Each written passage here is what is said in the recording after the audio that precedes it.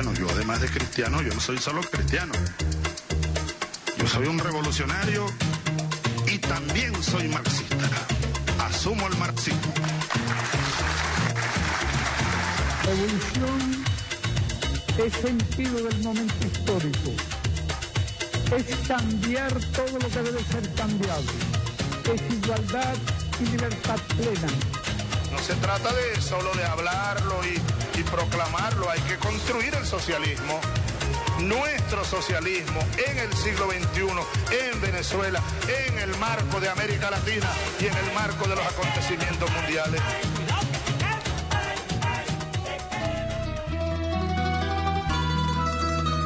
En la despedida del amigo queda un adiós detenido. Palabras que se congelan, ganas de ya haberlas dicho. Lágrimas que no se lloran, para no aceptar que se ha ido. Pena convertida en gloria, amanecer extendido.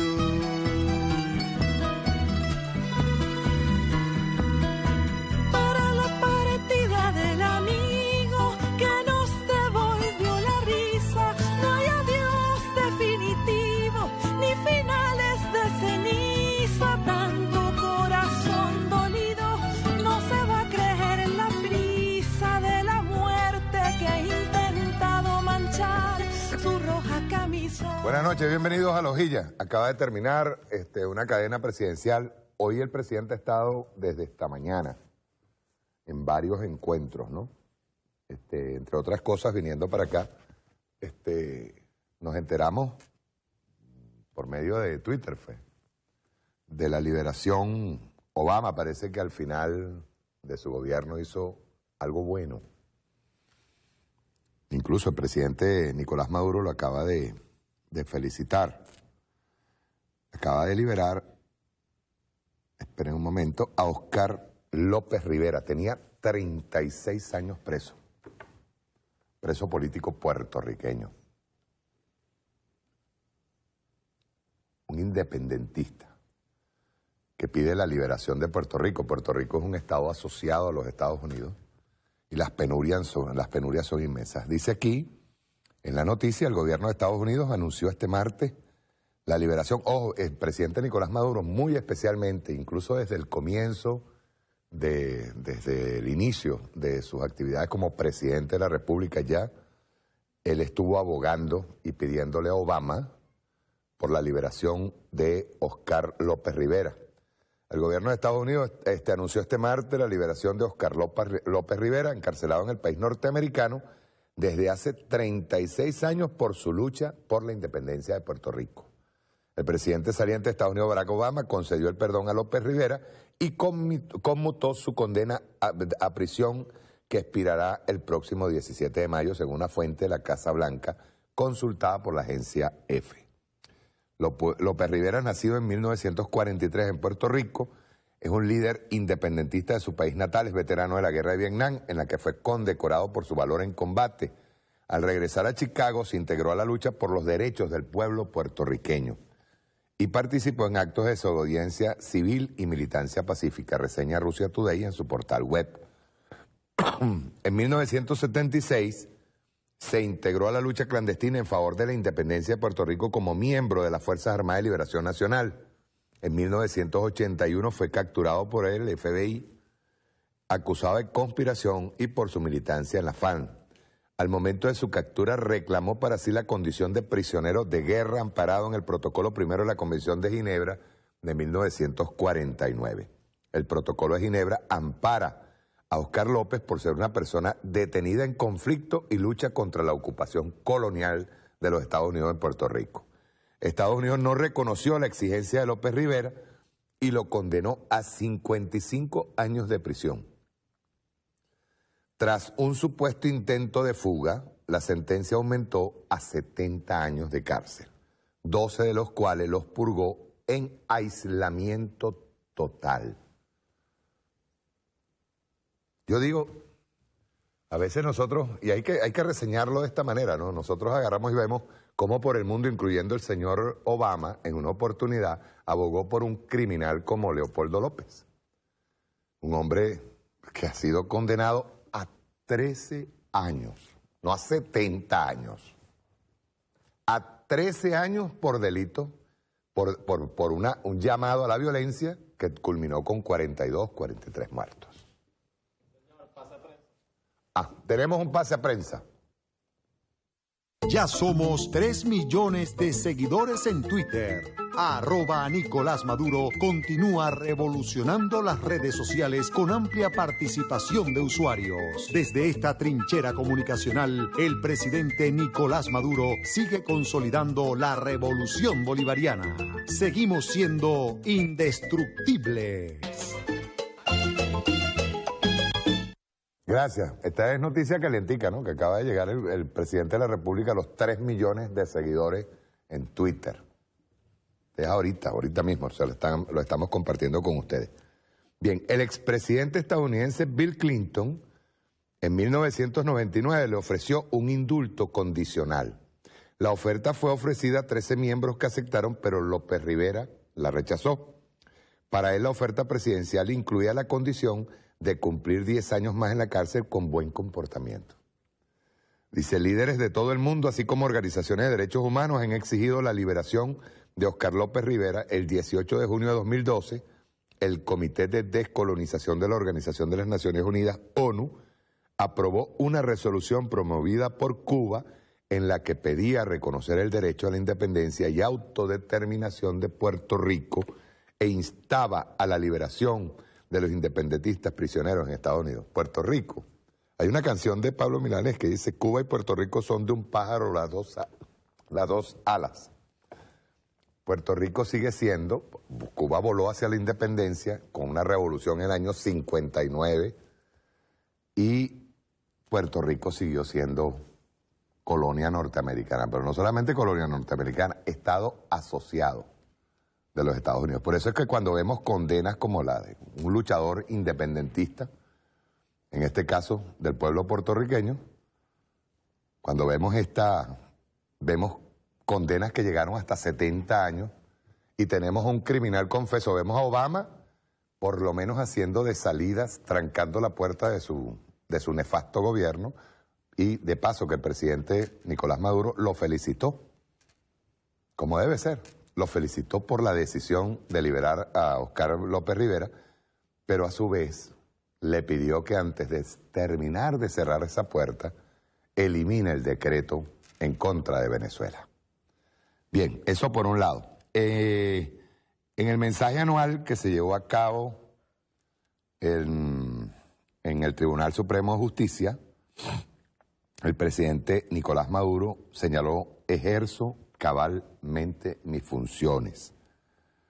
El presidente de la República, Nicolás Maduro, ofreció este domingo desde el Tribunal Supremo de Justicia su mensaje anual a la nación. Ejerzo cabalmente mis funciones, aseguró, yo me debo al pueblo de Venezuela e iría donde fuera necesario ir para rendir cuentas.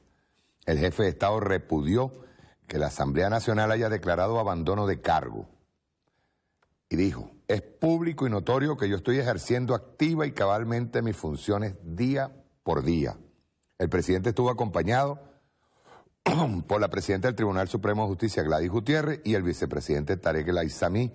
Además, hacen acto de presencia representantes del tren ministerial, gobernadores, cuerpo diplomático, representantes de la Fuerza Armada Nacional Bolivariana y ciudadanos en general. Este mensaje anual fue presentado en el Tribunal Supremo de Justicia constitucionalmente, según vías normas constitucionales, ante una Asamblea Nacional en desacato, ilegítima, autodisuelta.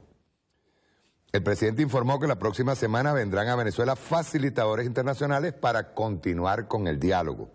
Creemos en la paz, solo a través del diálogo sincero es posible conducir una sociedad hasta estilos superiores. Agregó que en medio del conflicto con sectores de la derecha, uno de los elementos más importantes fue la instalación de una mesa de diálogo planteada por él hace un año. Nadie puede quitar importancia al diálogo político con la dirigencia de la llamada MUD, que representa una parte importante de la sociedad venezolana. En ese sentido, criticó que la oposición venezolana no ha querido transitar los caminos pacíficos, los caminos del diálogo. Por eso la tarea nuestra es más dura, garantizar la paz que ellos intentan vulnerar todos los días. En primer mandatario, Nicolás Maduro, al dirigirse a los ciudadanos para dar fe de su gestión 2016, aseguró que de haber otro gobierno no hubiese sobrevivido a este año. Nosotros tenemos un resumen de ese mensaje anual del presidente Nicolás Maduro. Vamos a verlo.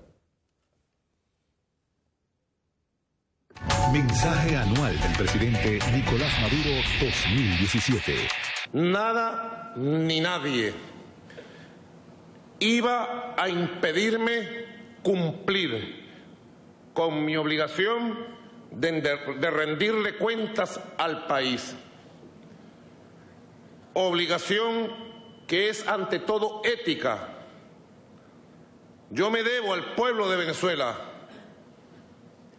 e iría donde sea necesario ir para rendir cuentas, de la misma forma que estoy gobernando el país por voluntad de nuestro pueblo. Hoy por hoy vengo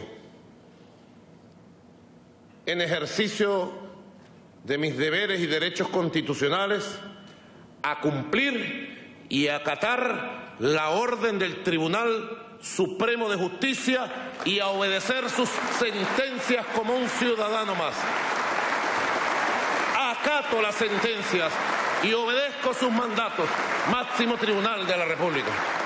Espero que el próximo año, 2018, yo, presidente de la República, pueda presentar este mensaje anual, esta memoria y cuenta, ante una Asamblea Nacional que esté dentro de la Constitución y transitando el camino de la legalidad. Tengo fe que en el 2018 así será. Lo he dicho y lo ratifico ante tantos venezolanos y venezolanas y hombres y mujeres del mundo que nos escuchan. El diálogo no tiene alternativa y todos los días le pido a nuestro Señor Jesús del Buen Pastor que me ilumine para ser un presidente de diálogo, de paz, de entendimiento, de transformaciones verdaderas.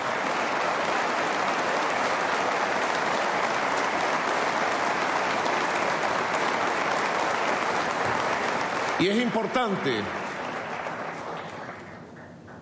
recalcar el esfuerzo que hemos hecho por el diálogo.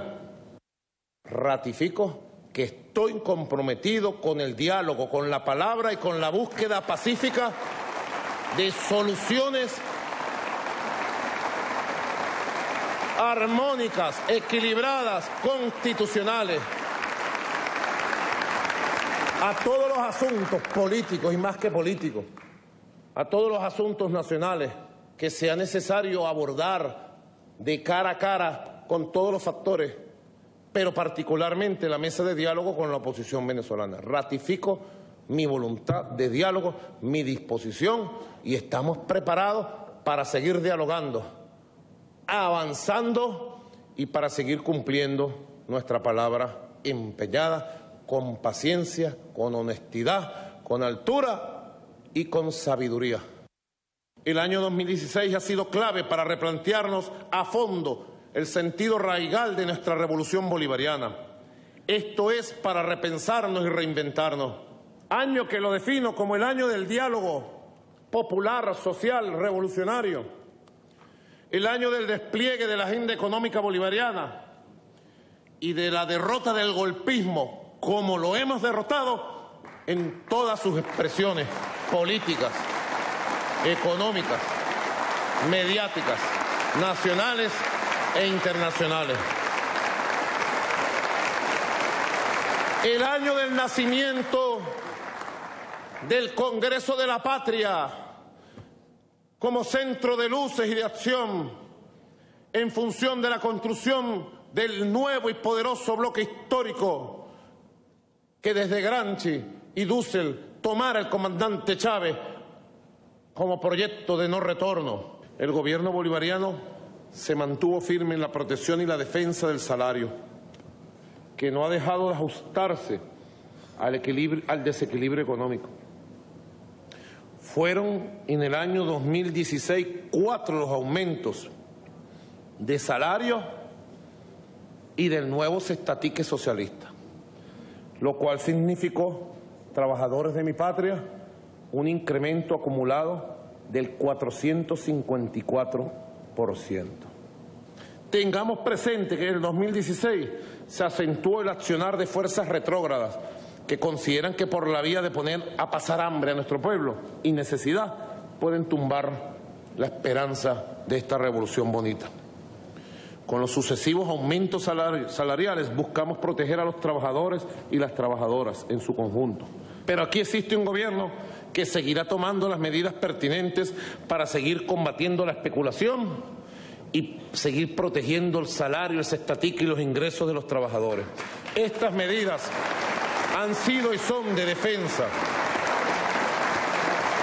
y seguirán realizándose ajustes hasta que podamos contar siempre con un aparato productivo nacional fuerte que ponga freno en un nuevo modelo de producción y distribución a la especulación comercial y financiera. En el 2016 nos abocamos a la transformación estructural que está reclamando con urgencia nuestra economía. Sin embargo, debido a las afectaciones puntuales, nos vimos en la necesidad de hacerle frente a los síntomas sociales de la crisis coyuntural, porque, como lo hemos señalado, debíamos atender dos frentes simultáneamente. Por esta misma razón asumimos la medida precisa de crear a principios de año, el 12 de marzo, día bendito, día feliz, porque fue el día en que creé los comités locales de abastecimiento y producción, los CLAP, con el objetivo de territorializar el abastecimiento directo de la familia venezolana y así aminorar la vulnerabilidad de la familia en relación con el acceso de bienes afectados por el ataque de la escasez inducida.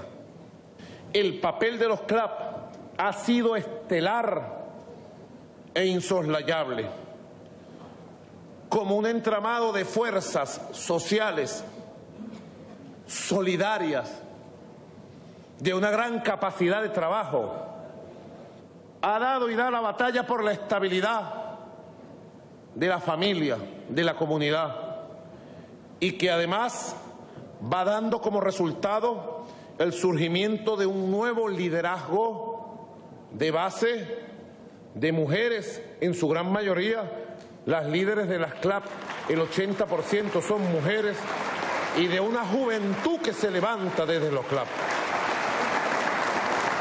Uno de los tantos logros milagrosos del año 2016 que los medios de comunicación siempre intentan silenciar es el aumento de la cifra de pensionados y el cumplimiento cabal con nuestros pensionados mes por mes en la defensa de sus ingresos y de su pensión.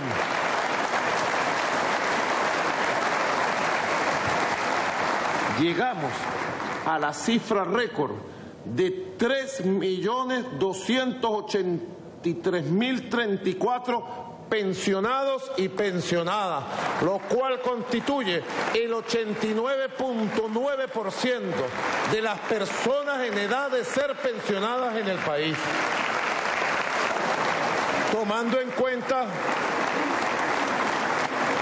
que la pensión en Venezuela es del tamaño del salario mínimo constitucional. Con el aumento del 50% decretado ahora en enero, las pensiones han superado los 40.000 bolívares y seguiremos defendiendo a nuestros pensionados y pensionadas. Récord mundial. Hemos protegido el empleo y contamos con un poderoso plan de desarrollo de la obra pública. Igualmente, en salud hemos llegado también de manera milagrosa al 100% de cobertura de barrio adentro en 8 estados de la República, superando la meta anual que eran 6 estados. Barrio adentro del 2016 llegó al récord en 13 años de 778 millones de consultas, permitiendo salvar en el año 2016 la vida a 1.460.000 compatriotas. Barrio Adentro cuenta con más de 10.000 consultorios populares, 594 centros de diagnósticos integrales, 596 salas de rehabilitación integral que funcionan todos los días, rehabilitando con calidad y gratuidad a miles de hombres y mujeres que necesitan recuperarse de problemas de salud, muchas veces graves. He establecido, como ustedes saben, 5 tareas centrales en el marco del Plan de la Patria para el inicio de la campaña Carabobo 2021. 5 prioridades de acción y concentración de esfuerzo. La primera de todos, en el ámbito económico. Como lo he dicho en los eventos económicos recientes, fortalecer la agenda económica bolivariana de los 15 puntos, fortalecer la gran misión abastecimiento soberano y expandir y lograr los 6 millones de hogares y los proyectos productivos de los comités locales de abastecimiento y producción. En el marco de lo económico, aprovecho la oportunidad para hacer 2 anuncios importantes en materia tributaria, también que sirven como motor de protección a los trabajadores y trabajadoras y también como base de ampliación de la recaudación para que paguen más los que más ganan. En primer lugar, he decidido exceptuar del pago del impuesto sobre la renta a las personas físicas con ingreso anual por debajo de las 6.000 unidades tributarias durante el año 2016 para proteger a los trabajadores profesionales del país. 6.000 unidades tributarias. En segundo lugar, en materia de seguridad y orden interno, todo lo que tiene que ver con la seguridad pública, la seguridad nacional. En primer lugar, vamos a la expansión y consolidación de los cuadrantes de paz. Y tenemos una meta de establecer 2.300 cuadrantes de paz en 2.300 territorios de seguridad ciudadana que vamos a constituir y vamos a ampliar. Ya hoy tenemos 2.119 cuadrantes de paz. Yo he estudiado el tema bastante y les digo con convicción, este es el camino. Este es el camino, compañeros y compañeras. Igualmente el fortalecimiento del sistema VEN 911. En ese sentido, he aprobado los recursos para hacer una ampliación, una expansión, consolidación del sistema de videovigilancia en el Distrito Capital, Miranda, Zulia, Anzoátegui y Nueva Esparta. Y expandir el sistema VEN 911 en los próximos meses a los estados Monagas, Barinas, Aragua, Carabobo y a 5 ejes territoriales del estado Miranda, el eje Barlovento, Valles del Tuy, Altos Mirandinos, Guarenas Guatire y al eje metropolitano Chacao, Baruta y El Hatillo. Igualmente le he aprobado los planes y los recursos para aumentar la Policía Nacional Bolivariana. En primer lugar, para avanzar en la reestructuración total de la Policía Nacional Bolivariana, en su depuración de elementos infiltrados o de elementos que se han corrompido con los grupos criminales en distintas partes del país. Tercera línea, en lo social, consolidar y expandir todas las misiones y grandes misiones, construir el nuevo modelo social que nos permita seguir avanzando en la consolidación de estas cifras, de estos logros en educación, en salud, en la cultura, en la creación de los nuevos valores, en la protección de nuestro pueblo. Es muy importante en la lámina sobre pobreza por necesidades insatisfechas 1998-2016. Ahí podemos ver cómo en el año 2016 logramos reducir de 19.7 a 18.3, a pesar de los pesares, la pobreza general del país.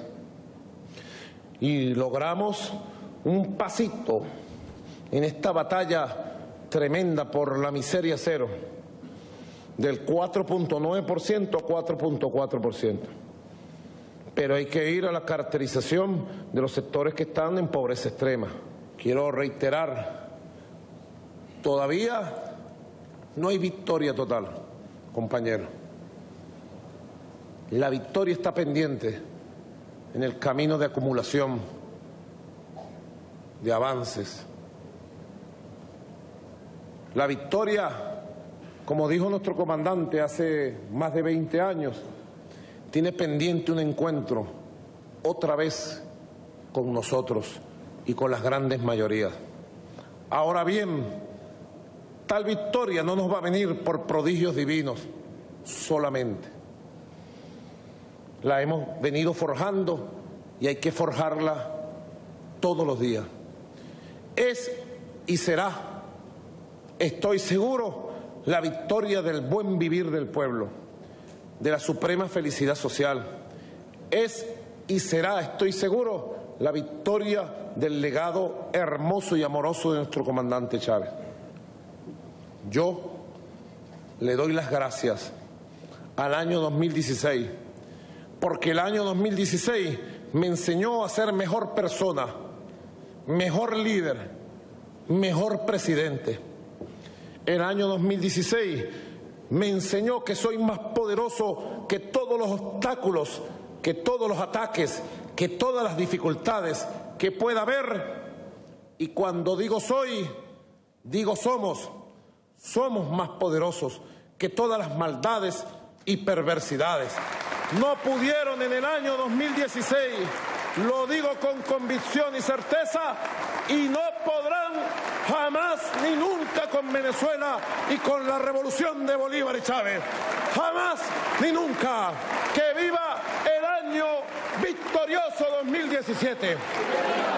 ¡Que viva la voluntad amorosa del pueblo! ¡Que viva la patria bolivariana! Pido a Dios independencia y patria socialista. ¡Chávez vive! ¡Hasta la victoria siempre! Muchas gracias. Mensaje anual del presidente Nicolás Maduro 2017. Quiero detenerme en dos aspectos. Primero, señalar que fue 2016. El presidente Nicolás Maduro dijo que el año 2016 fue un año de resistencia y de gran creación. Nos pusieron una gran prueba a la revolución y al pueblo.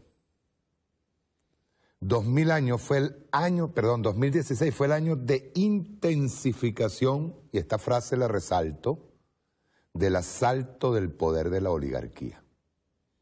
En el año 2016 se unieron todas las fuerzas de la oligarquía, política, paramilitar, económica, todo el poder del dinero, todo el poder del Departamento de Estado para derrocar a la revolución bolivariana, y no pudieron. ¿Qué hicieron? Entre otras cosas, ya voy a profundizar sobre eso. Distorsión del valor de la moneda venezolana. Cerco financiero internacional. Allí estaba el presidente hablando de bancos, de haberse reunido con banqueros que le decían que la orden de no hacer ningún tipo de negociación con Venezuela venía del Departamento del Tesoro norteamericano. Deformaciones especulativas en la formación de los precios, acaparamiento, desabastecimiento, aparición de reales mafias de la economía. Cuando decimos reales, es la aparición de los focos perturbadores reales que eran ordenados por el Departamento de Estado. Y agrego, el presidente nos invita ahora a una campaña Carabobo hasta el 2021, no es el 2017. Nosotros tenemos una tarea pendiente. Viene en el ámbito económico, fortalecer la agenda económica de los 15 puntos. Segundo, fortalecer la gran misión de abastecimiento soberano y expandir y lograr los 6 millones de hogares de los comités productivos de los CLAP. Ahora los CLAP, nos decía el otro día el ministro Molina, van a ir más allá de lo productivo. Ahora crear sus mercaditos para la atención directa con el pueblo. Seguridad, expansión y consolidación, hoy lo estaba haciendo, de los cuadrantes de paz y establecer una meta de 2.300 cuadrantes en 2.300 territorios en Venezuela. Segundo, fortalecimiento del sistema BEN 911. Dice, allí dijo, he aprobado los recursos para hacer un sistema de videovigilancia en los estados Miranda, Distrito Capital, Zulia, Anzoátegui y Nueva Esparta. Tercero, avanzar en la reestructuración completa de los cuerpos policiales y del castigo. De la reestructuración viene el castigo a quienes se hayan corrompido dentro de las instituciones policiales. En el ámbito social, y reestructuración de las operaciones de liberación del pueblo, las OLP. En el ámbito social, consolidar y expandir todas las misiones y grandes misiones. De hecho, en la gran misión Barrio Adentro hay varios estados que han llegado a 100% cobertura. Y segundo, construir un nuevo modelo social que nos permita seguir avanzando en educación, salud, cultura y en la creación de los nuevos valores. Ahora yo voy a profundizar sobre ese hecho. Recibí un artículo de Pascualina Curcio, bien interesante.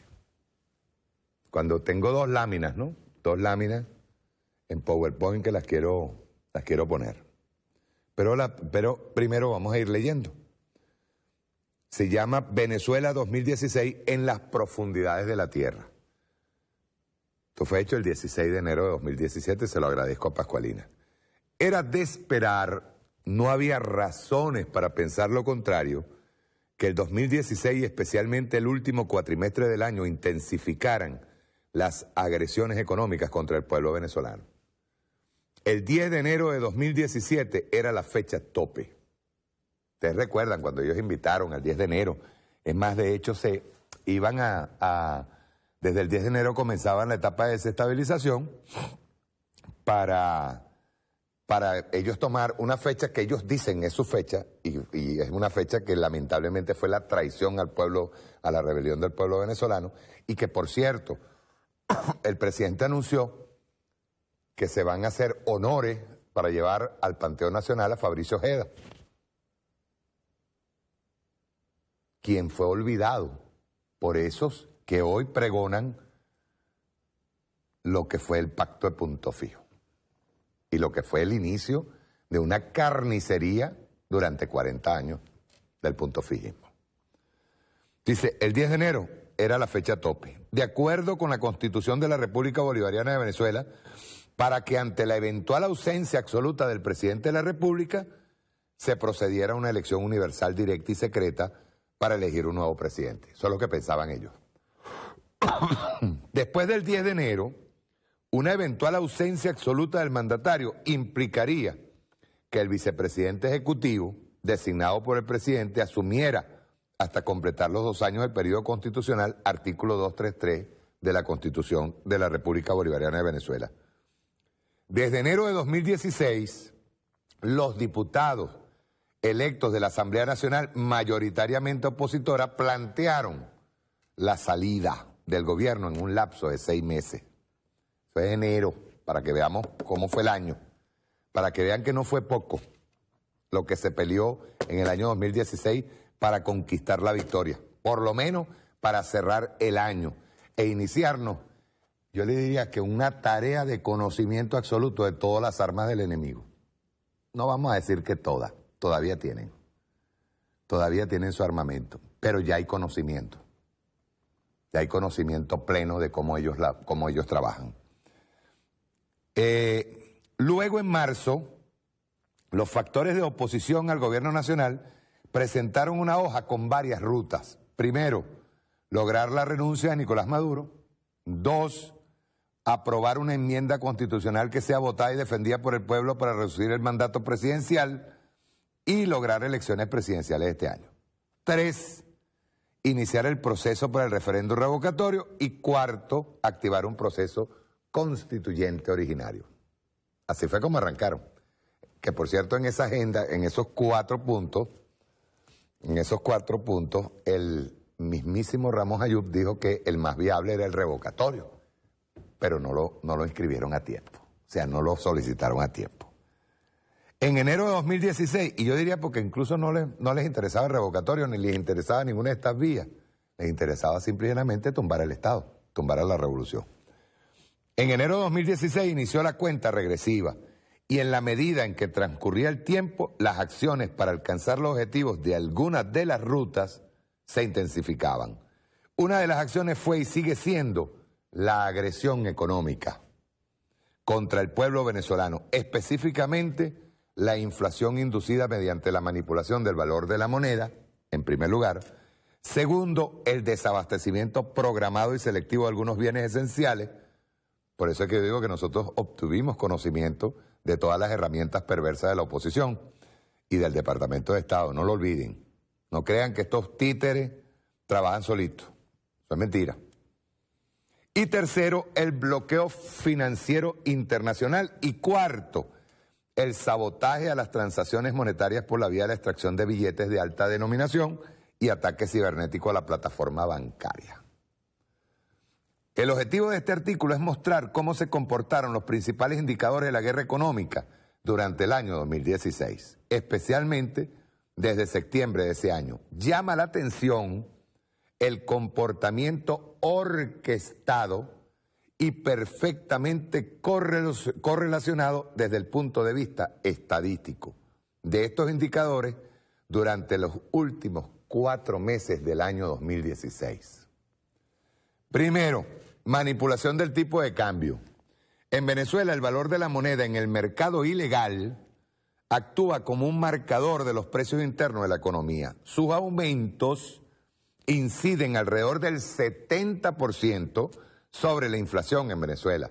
Entre agosto de 2012 y diciembre de 2016, este tipo de cambio ilegal varió la bicoca de 33.496%. Dollar Today. Repito la cifra para que veamos, y se los pongo de esta manera para que veamos el tamaño del ataque. Así igualito como cuando yo agarré y les dije el otro día, les puse un cuadrado y un edificio, la cantidad de billetes de 100 que se llevaron. Bueno, imagínenlo. 33.496%. Cifra que no se corresponde en proporcionalidad al comportamiento de las reservas internacionales, ni al desempeño de la economía. Las variaciones del tipo de cambio ilegal siguen un patrón de comportamiento asociado a procesos electorales o de alta conflictividad política. La gráfica 1, ahora sí me la vas a poner, por favor, pónmela aquí primero, muestra las variaciones mensuales del tipo de cambio ilegal desde enero de 2012. Los picos que allí se observan y que muestran variaciones más altas corresponden a procesos electorales. Vean bien. También se observa que las variaciones históricamente más elevadas se registraron los meses de septiembre, octubre y noviembre de 2016. ¿Pueden verlo aquí?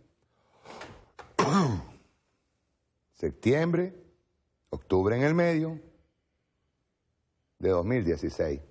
Vean la variación. Estamos hablando de septiembre, octubre y noviembre. Esto indica que ese proceso de variación del tipo de cambio a dólar today, ¿qué ustedes creen que buscaba? Voy a hacer un comentario marginal aquí, pues, ya, aparte. La gente de Kreisel sacó un comunicado. A lo mejor es un error nuestro. Y sacó un comunicado diciendo que no se le habían pagado los salarios a los empleados de Kreisel. Bueno, sí, nosotros vamos a pagarle los salarios. Pero saben, o sea, ustedes saben tamaño cinismo que después que nosotros mostramos aquí públicamente cómo las variaciones fueron del 100.000% en precio de los juguetes comprados, ellos ahora tengan se den el tupé de presentarse como salvadores de sus propios empleados cuando le pagaban era salario mínimo. Por ahí yo vi camaradas quejándose, no, que el gobierno tenía que haberles pagado. Bueno, sí, es verdad, es un error. Y si es que no se le pagó, que eso habría que averiguarlo. Si es que no se les pagó a los empleados. Y le voy a decir otra cosa al camarada. Creo que Kreisel no pasa, si no me equivoco y si no tengo mala memoria del día que yo entrevisté a William Contreras, creo que no pasa de 40 o 50 empleados. No quiero decir con esto que esos 40 o 50 empleados sean poquitos y por eso no se les deba pagar. No es por eso. Sino por la tamaña ganancia que tiene una empresa como Kreisel, que de comprar un juguete en 100 bolívares lo vendía en 100.000 bolívares. Y que vengan a quejarse ahorita, ellos a salir de voceros de 40 o 50 empleados que tenían y los tenían mal pagados. En todo caso, yo asumo en este momento la responsabilidad de esos 40 o 50 empleados y le pido al Estado que les paguen su salario, como debe ser, hay que pagárselo, porque nosotros intervenimos a un putrefacto ladrón como el dueño de Kreisel y una empresa llamada Kreisel, ¿verdad? Yo lo asumo, pero nosotros le quitamos a ese señor, un ladrón, le quitamos la empresa para poder favorecer a 8 millones de personas, 8 millones de niños. Y 40 o 50 empleados, ¿no se les ha pagado? Hay que pagarle. Pero que no vengan las vocerías de Kreisel a rasgarse las vestiduras hablando de que pobrecito, que la empresa Kreisel, a los empleados de Kreisel no les han pagado. No vengan con esa vaina. Yo en eso soy muy claro. Creo, si no me equivoco, William Contreras cuando estaba señalándonos el caso Kreisel, no estoy seguro, pero creo que no pasaban de 40 o 50 empleados. Una empresa que tenía 4 distribuidoras más y todas eran el mismo dueño. Y los 40 empleados, que eran empleados de una sola empresa, trabajaban para toditas que estaban en el mismo edificio. Imagínense, no solamente estaban robando con el precio del juguete en el exterior, con el precio que se le vendió el juguete en el exterior, sino que estaban robando a los empleados porque estaban trabajando para 4 distribuidoras, más la empresa Kreisel. Importadora, por cierto, porque no hacen los juguetes. A veces nosotros nos damos golpes de pecho, duro. Como te digo, nos agarramos un látigo y nos comenzamos a dar latigazos nosotros mismos. Coño, vale, pero no sabemos explicar eso. No lo sabemos explicar. Y tenemos la tendencia a seguirnos castigando a nosotros mismos. Yo repito, de las intervenciones, todas, absolutamente todas las intervenciones, desde la semana pasada hasta el día de hoy que ha tenido el presidente de la República, han demostrado un trabajo fecundo, continuo del presidente de la República. Tendremos nuestras fallas, pero ahí está el presidente trabajando. Una demostración plena de que esa Asamblea Nacional, que es el verdadero enemigo, y el Departamento de Estado, que es el verdadero enemigo, de esa Asamblea autodisuelta, que es el verdadero enemigo, es al que nosotros tenemos que ver. A veces volteamos mucho para acá. Y créame, yo también sé, a mí también me llega información de cosas que están mal hechas y se informa oportunamente. Pero al presidente hay que defenderlo. Defenderlo. A los 40, 50 empleados de Chrysler hay que pagarle. Es verdad. Coño, pero que no me salgan vocerías como la de Chrysler. Ni los abogados de la vocería de Chrysler, ni los medios de comunicación que señalaron que el Estado era ladrón porque le había quitado a un ladrón, porque ese sí es un ladrón, los 5 millones de juguetes. Y nosotros estábamos trayendo 3 millones más. Y nosotros somos expertos, sobre todo el Departamento de Estado norteamericano, y nosotros también somos expertos en emborronar las noticias. Yo les traje 2 videitos por ahí que se los voy a pasar. Se los voy a pasar y ojo, no estoy reivindicando nada del estalinismo, ni mucho menos, pero voy a pasar esos 2 videos para que nos demos cuenta cómo actúa el imperialismo norteamericano y cómo a veces nosotros mismos servimos de acicate para que ellos cumplan su objetivo, que es derrocar las revoluciones en América Latina y en el mundo, en todos lados. Les mostraba la gráfica 1. Vean eso. Ustedes ven al final cómo se dispara. Fue una cosa loca. Yo recuerdo que en un día varió el dólar de dólar y varió 300 bolívares de un solo sopetazo. Entonces aquí, los picos que allí se observan y que muestran variaciones más altas corresponden a procesos electorales. Ya lo estamos viendo allí, que es cada vez que ellos querían, venían haciendo su proceso. Su ensayo. También se observa que las variaciones históricamente más elevadas se registraron los meses de septiembre, octubre y noviembre de 2016. Desde el 22 de septiembre, día siguiente a los anuncios del Consejo Nacional Electoral acerca del procedimiento para la realización del referendo revocatorio al presidente Nicolás Maduro, en el que informó que de seguirse todos los pasos podría realizarse en marzo de 2017. Comenzó una escalada desproporcionada del tipo de cambio ilegal. Entre el 22 de septiembre y el 1 de diciembre varió 354%. Pasó de 1.010,20 bolívares el dólar a 4.587,73 dólares. Ahí lo tiene. Estas variaciones, cuyos efectos son atroces para el pueblo, en la medida en que inducen la inflación y por lo tanto deterioran el salario real de la clase trabajadora, no se corresponden con las variables económicas.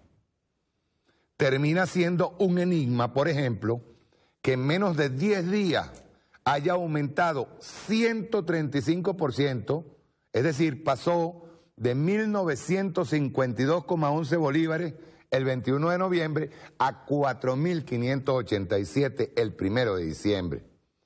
A pesar que el precio del petróleo, principal fuente de ingresos de Venezuela, mostraba una tendencia creciente.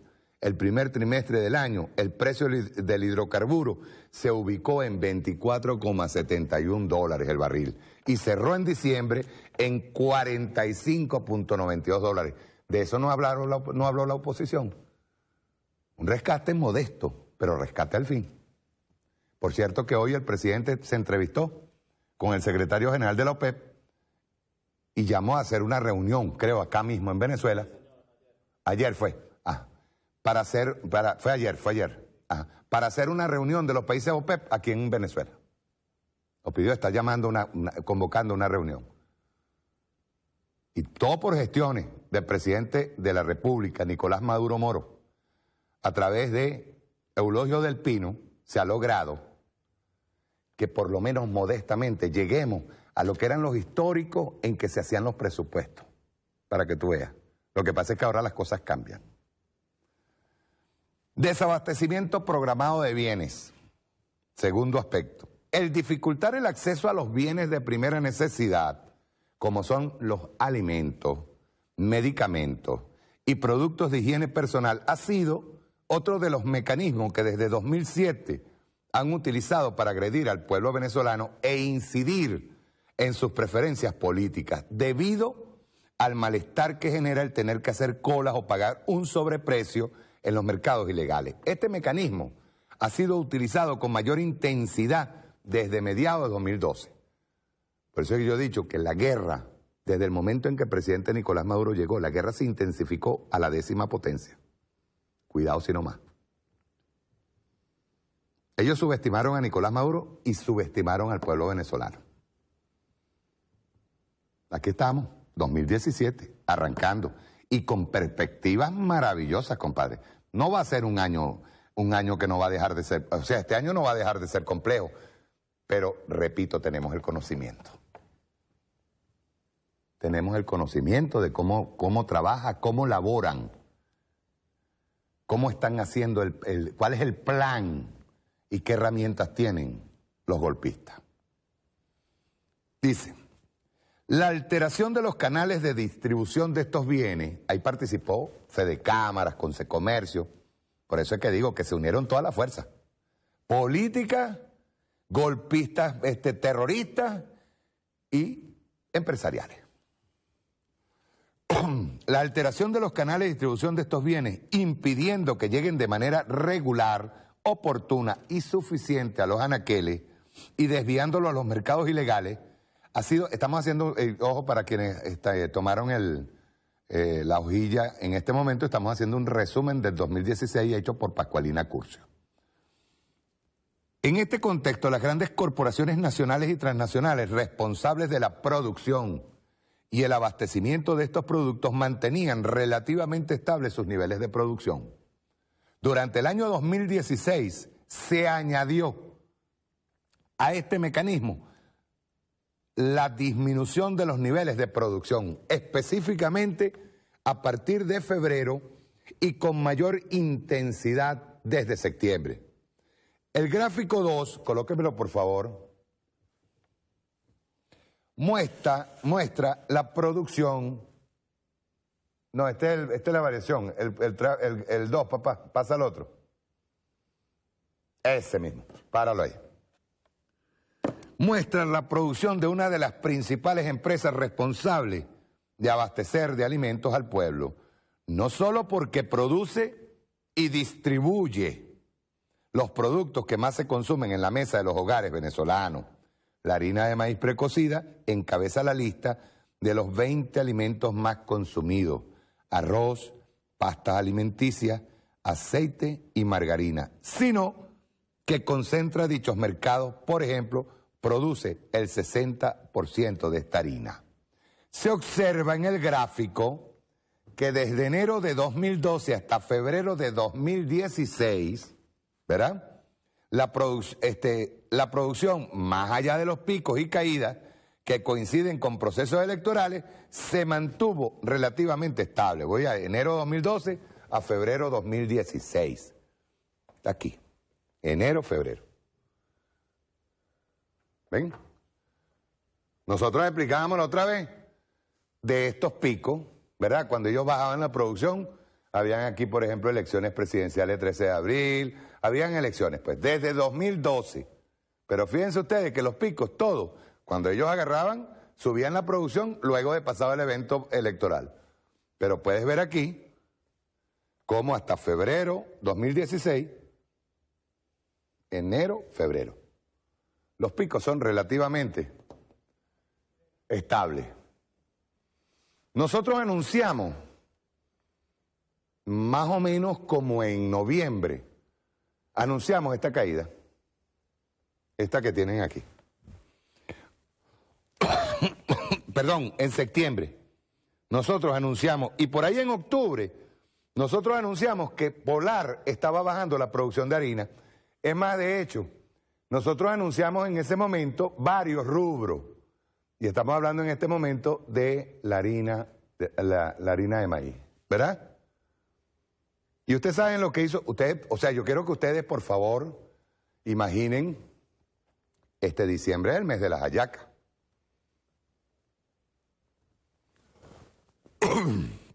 Diciembre es el mes de las hallacas. Esto, coño, lo llevó casi a cero la producción. En diciembre de 2016, fíjate bien, aquí está la primera quincena en noviembre. En noviembre llevó casi a cero la producción de harina pan.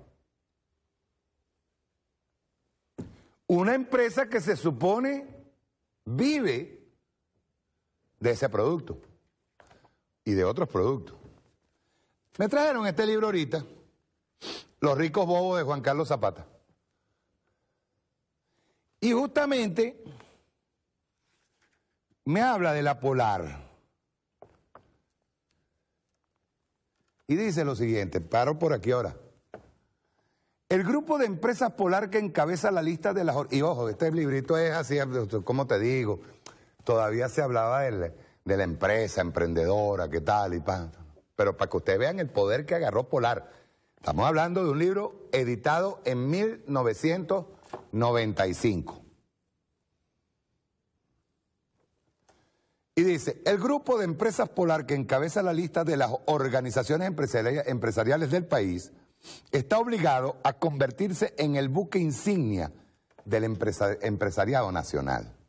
Si bien Polar no opera como holding, hay cálculos que indican, estamos hablando de 1995, que la globalidad de sus operaciones, cerveza, refresco, alimentos, agroindustria, pasapalo, petroquímica, química, redes comerciales y de distribución, superan 1995, camaradas, 2.000 millones de dólares. 1995. 95, 2005, 2015. 20 años. Hace 20 años. Eso sin incluir el hecho de poseer más del 40% de las acciones del Banco Provincial, el cual cuenta con depósitos que llegan hasta más de 2.000 millones de dólares. Si se calcula el dólar correctamente, Polar y la familia que controla la organización Mendoza Fleury, Mendoza Pocaterra y Mendoza Jiménez, hay que recordar que eso no es de Lorenzo Mendoza. Lorenzo Mendoza es el galán de la cara que pone ahí. Él quiere ser presidente, pero él no es el dueño. El dueño es su mamá. La dueña de todo eso es su mamá, que no le ha entregado el poder a Lorencito. Hay que decirlo. Por eso dicen aquí, en el poder de los Mendoza Fleury, los Mendoza Pocaterra y Mendoza Jiménez, están obligados a levantar el perfil. Son realmente los únicos representantes de los amos del Valle en expansión. Inevitablemente su acción política se está sintiendo, repito, 1995. Y se va a dejar sentir en los próximos tiempos. Ya sus marcas, vean ustedes cómo este periodista ya asumía que el control del dinero, el control del poder, ellos sabían que este es el problema de Venezuela. O sea, nosotros tenemos que agarrar a todos los empresarios transnacionales y decirles bien claro, una cosa es tu empresa productora de alimentos, tu empresa productora de bienes y servicios, y otra cosa es el poder político. El poder político es el que te va a decir a ti, usted hace los alimentos para la población y punto. Usted no se mete en política. El que se quiera meter a política, que se salga de empresario y se meta a político. Monte su propio partido. ¿Entendido? Y dice, vean esto. Son los únicos representantes de los amos del Valle en expansión. Inevitablemente su acción política se está sintiendo y se va a dejar sentir en los próximos tiempos. Ya sus marcas son líderes en el mercado. Cerveza Polar, Savoy Segmento Salado, harina precocida, pan, etc. Una de las grandes fortalezas de Polar son sus ejecutivos y herederos jóvenes, todos talentosos, de gran empuje.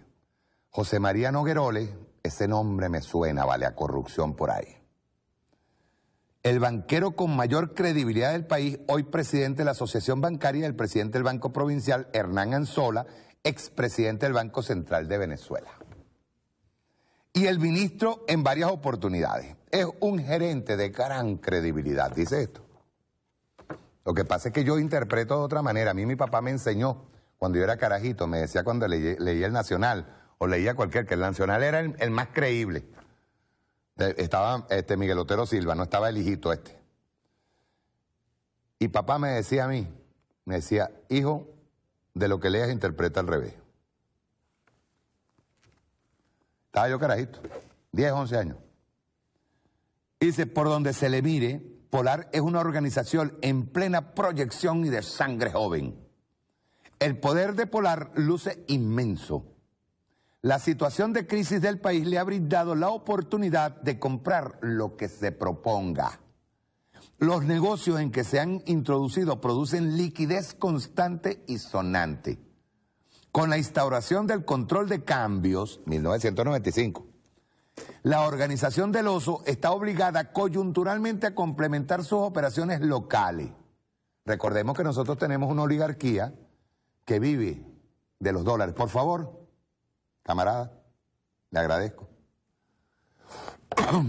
La oligarquía nuestra nunca ha utilizado sus dólares.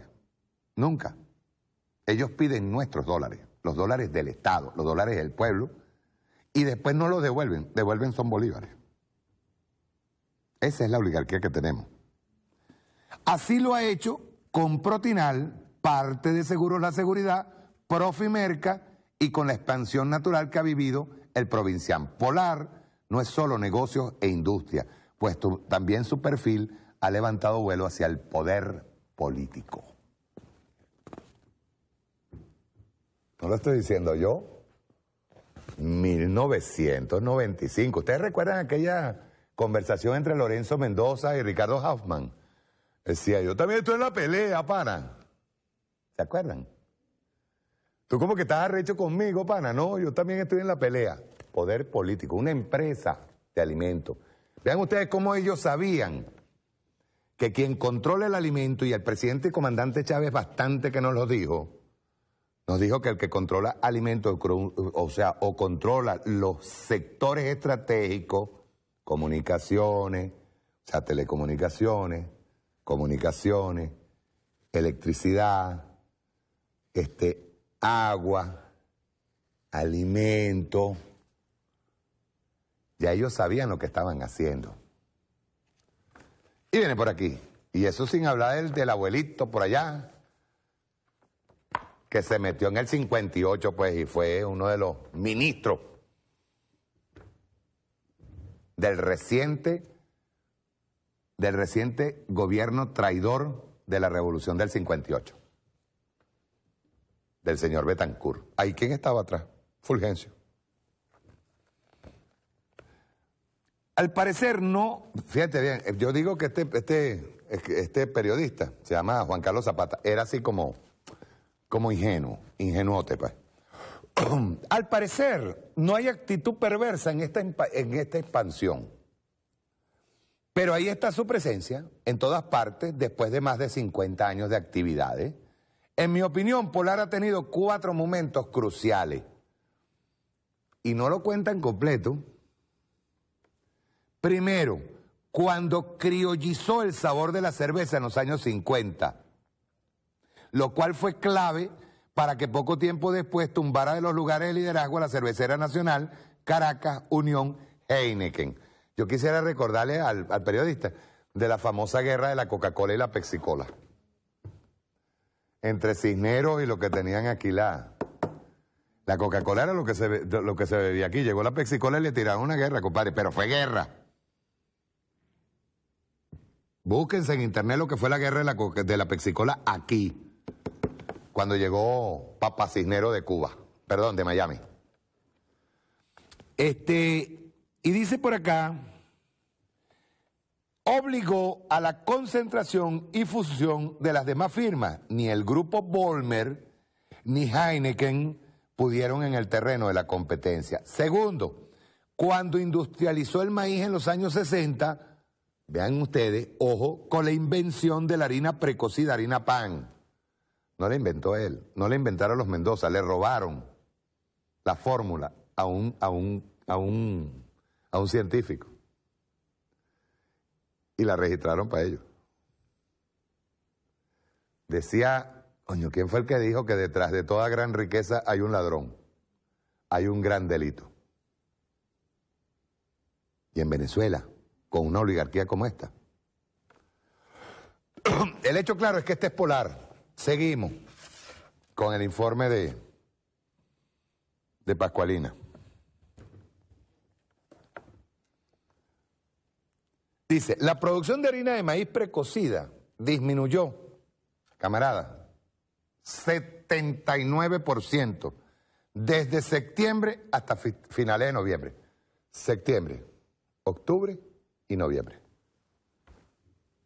Casi 80%. Yo quisiera que me pusieran al bolsa aquel que pusieron en Globovisión otra vez allá con Vladimir, a que explique los números por qué bajaron 80%, casi 79%.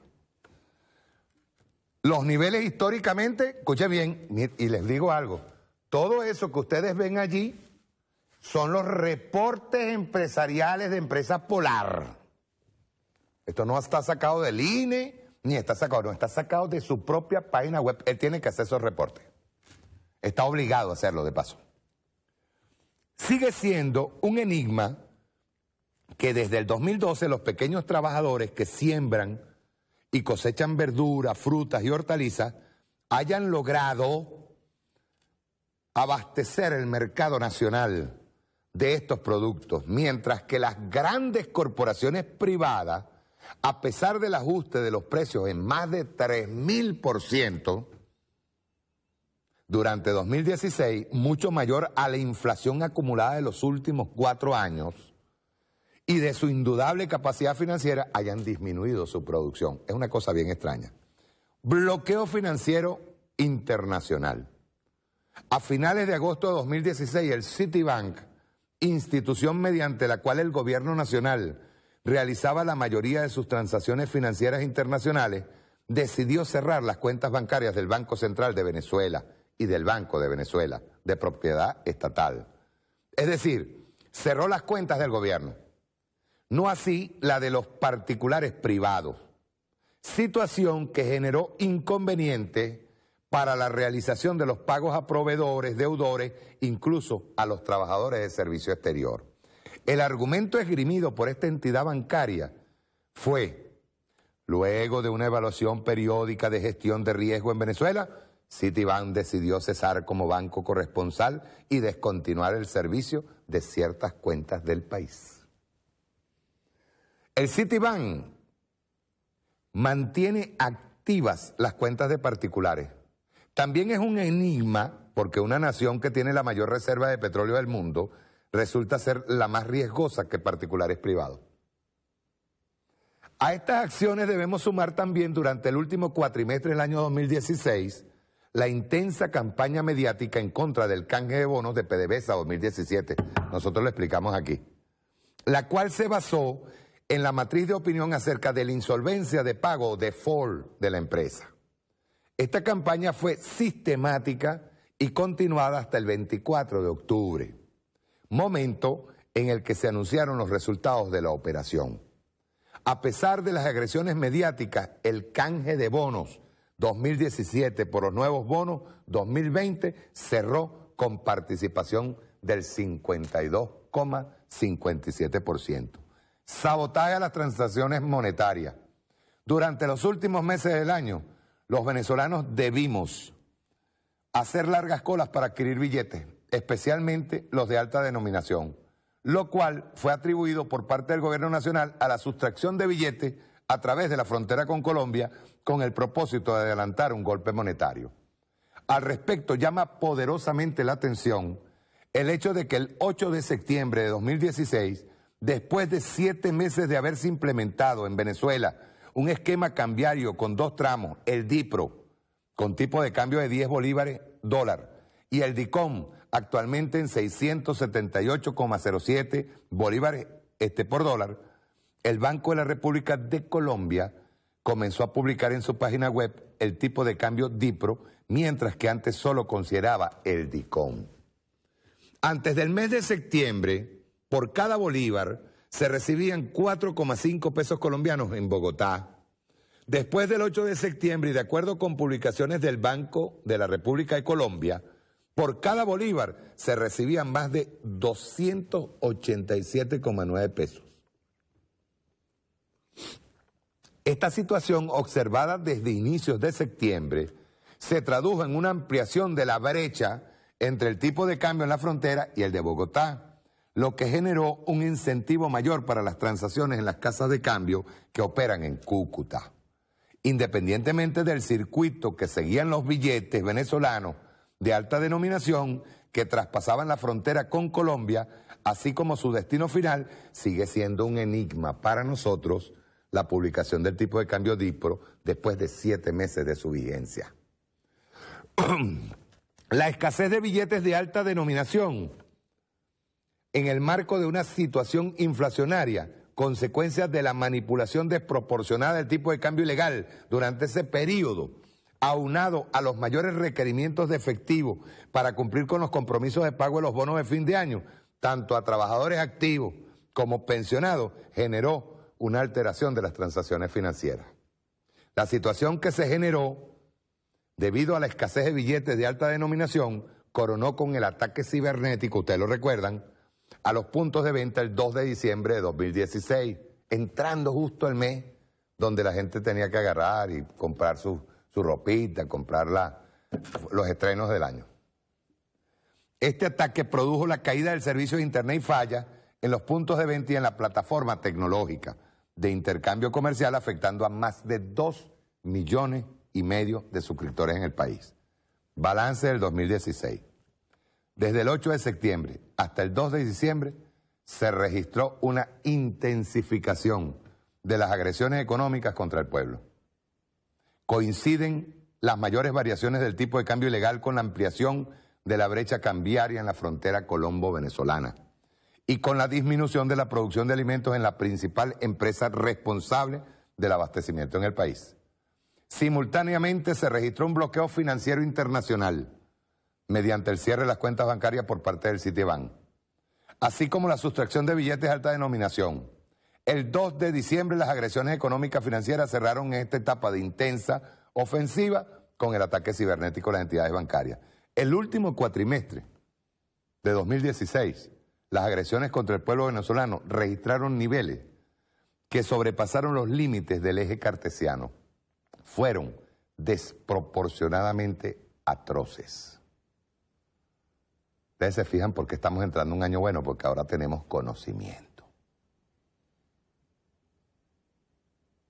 Y podemos implementar. Somos más vigilantes. Y cada vez que la oposición o alguien de la oposición o un empresario dé un paso, sabemos para dónde va. Se acabaron los engaños.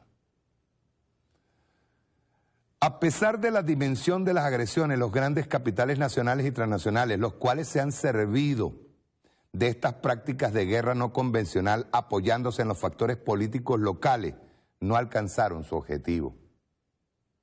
No lograron la ausencia absoluta del presidente de la República antes del 10 de enero de 2017. No obstante, laceraron a todo el pueblo venezolano sin excepción.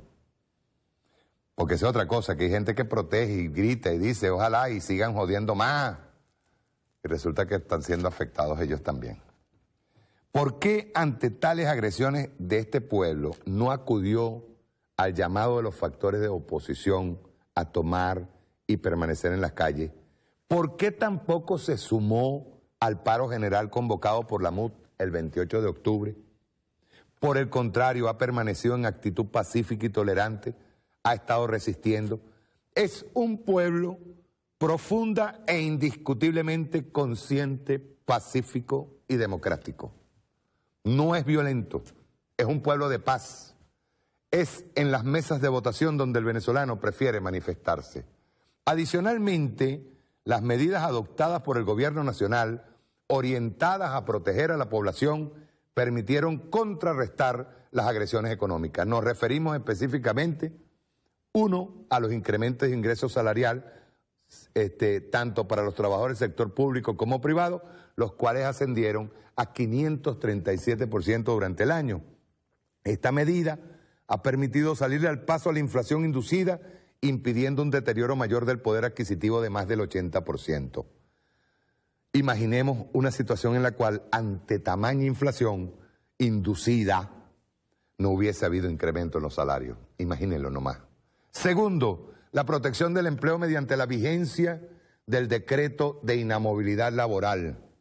Tercero, la continuidad a pesar de la disminución de los ingresos nacionales por la caída del petróleo, de los precios del petróleo, de la prestación de bienes y servicios públicos, entre ellos la Misión Vivienda Venezuela, que no solo garantiza el acceso a este bien, sino que mantiene la actividad productiva en el sector construcción y por lo tanto el empleo. Cuarto, la decisión de mantener y fortalecer la prestación de los servicios públicos de educación, salud y transporte, todos ellos sensibles en el presupuesto de los hogares. Quinto, el abastecimiento de bienes esenciales a precios subsidiados, principalmente alimentos por parte del gobierno nacional, acciones que se han llevado a cabo con los CLAP y la gran misión Abastecimiento Soberano. Sexto, los controles de precios de los bienes esenciales. Si bien estas políticas han permitido contrarrestar en cierta medida las agresiones, resistir ante los efectos de las armas masivas de la guerra económica y proteger al pueblo venezolano, no han resuelto el problema fundamental. El enemigo continúa accionando sus armas, sigue atacando. El alcance de las medidas adoptadas ha sido solo de defensa. Ahora tenemos que pasar a la ofensiva. Sun Tzu, en su libro El arte de la guerra, planteó: los expertos en defensa se esconden en las profundidades de la tierra. Los expertos en maniobras de ataque se esconden en las más elevadas alturas del cielo.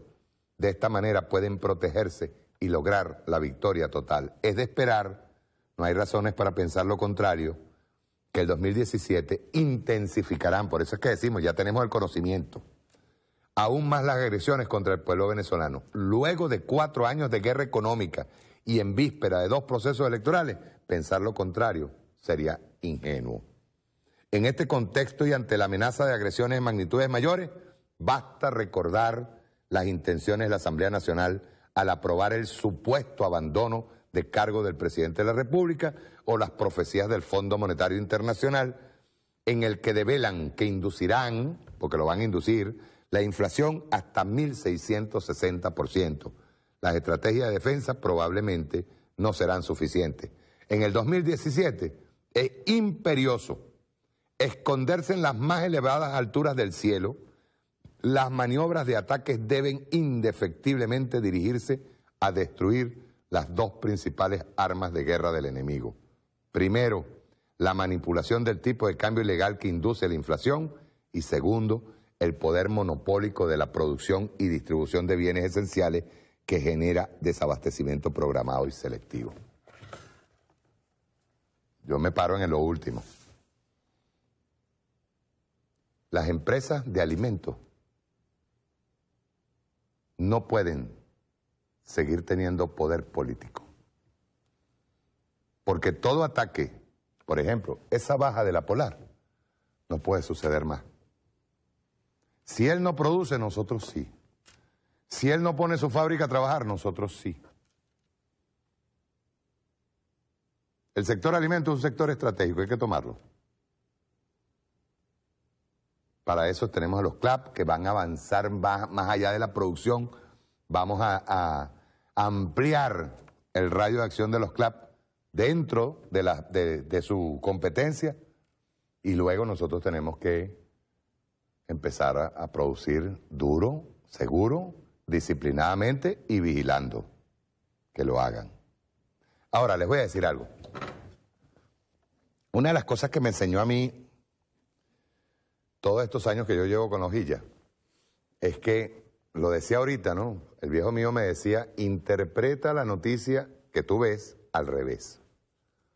Yo recuerdo que cuando cayó el muro de Berlín, cuando cayó la Unión Soviética, todos los males se lo echaron a la Unión Soviética. Todos los males. También recuerdo que Pascualina en un momento dado me habló de un artículo en el que mencionaban operaciones de guerra psicológica, de inducción de alimentos, de no permitir que el alimento le llegara a la gente, de crear las colas que se hicieron en la Unión Soviética en el año 85-86. Y efectivamente yo conseguí el artículo de una analista soviética. Pero es que, igual que lo que sucedió y aconteció en la Segunda Guerra Mundial, en donde parece que los americanos fueron los héroes de la derrota de los nazis, siempre la historia la cuenta el vencedor. Es el que la coloca. En el caso de Estados Unidos, siempre maniobró para echarle la culpa de la caída de la Unión Soviética, es más, de los logros de la Unión Soviética, que no eran buen ejemplo para los Estados Unidos, con todo y que Stalin estuvo allí montado en eso, y que esos logros no se vieran en el mundo. Yo quiero, en este momento, pasar video 1, ¿qué era realmente la Unión Soviética desde su nacimiento, pasando por Stalin y pasando por el buró político hasta la llegada de Gorbachov? Y estoy hablando de numeritos, de cosas reales. ¿Lo tenemos? ¿El video? Rueda. Durante décadas, la Unión Soviética ha sido el gran monstruo que amenazaba la humanidad, la libertad y la democracia. Actualmente, la prueba palpable del fracaso del socialismo. Pero si tan mal fue con el socialismo, ¿por qué la mayoría de los que lo vivieron quieren que vuelva? Y es verdad que se fueron, pero no se cuenta la segunda parte. La segunda parte es que en la Alemania del Este, en el Berlín actual, siguen votando a los antiguos comunistas. A continuación, vamos a ver lo que no nos han contado sobre la Unión Soviética.